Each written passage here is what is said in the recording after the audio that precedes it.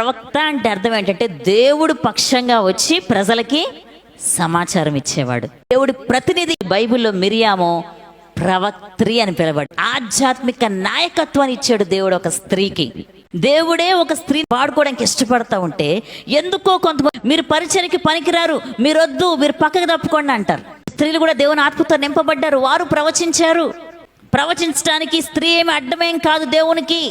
ఆ కాలమున లప్పిదోతునకు భార్య అయిన దెబోరా అను ప్రవక్త్రి ఇజ్రాయేళ్లకు న్యాయాధిపతిగా దేవుడే ఇవ్వకుండా అధికారం ఆమె పొందుకోగలదా? అంటే దేవుడు ఆమెకు అధికారం ఇచ్చాడా లేడా? దేవుడు స్త్రీలకు కూడా ఆధ్యాత్మిక నాయకత్వాన్ని అప్పగించాడు. ఆయన ఇవ్వడానికి ఇష్టపడుతున్నాడు. 68వ కీర్తన 11వ వచనం, ప్రభువు మాట సెలవిచ్చుచున్నాడు, దానిని ప్రకటించు స్త్రీలు గొప్ప సైన్యముగా ఉన్నారు. ఒకలో ఇద్దరు కాదు.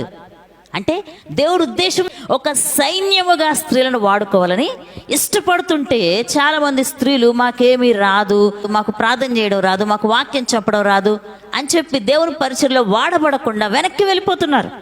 సైన్యం దేనికి గుర్తు? యుద్ధానికి గుర్తు. సైన్యంలో స్త్రీలు లేరా?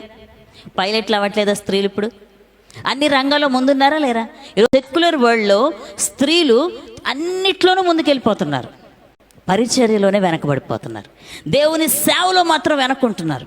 సెక్యులర్ వరల్డ్ వాడుకుంటుంది స్త్రీ యొక్క శక్తిని. కొంతమంది స్త్రీలు కూడా బయటికి రావట్లేదు. నా వల్ల కాదు, నాకు రాదు, నాకు తెలియదు. దేశానికి రాష్ట్రపతి స్త్రీయే కాదా, దేశ అధ్యక్షురాలు, ఉన్నతమైనటువంటి స్థానాల్లో స్త్రీలు ఉంటున్నారు. అన్నిటిలో ముందుంటున్నారు. మందిరాల్లో ముందుకు రావట్లేదు, పరిచర్యలో ముందుకు రావట్లేదు.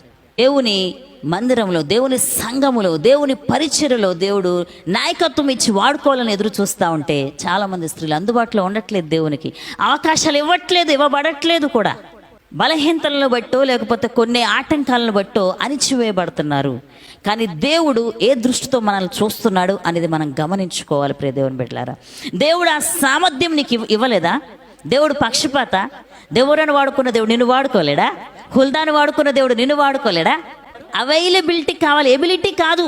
నువ్వు అందుబాటులో ఉంటే ఎంతకైనా దేవుడు వాడుకోగలడు. మనం దేవునికి సమయం, రోజుకో గంట ప్రార్థన చేసుకుంటాను నేను, నా భర్త, నా పిల్లలు, చాలు, అదే నా జీవితం అని చుట్టూ ఒక గిరి గీసుకుంటే నువ్వు అందులోనే ఉంటావు, ఎప్పుడు బయటికి రాలేవు. దేవుడు నన్ను వాడుకుంటాడు, నేను కొంతమందికైనా దీవెనకరంగా ఉండాలి, దేవుడు నాకు ఒక కుటుంబం ఇచ్చాడు, ఆ కుటుంబాన్ని చూసుకుంటాను, నేను మరణించలేపు, దేవుని కోసం నేను ఏదైనా చెయ్యాలి అనే తపన మనలో ఉంటే దేవుడు వాడుకుంటాడు.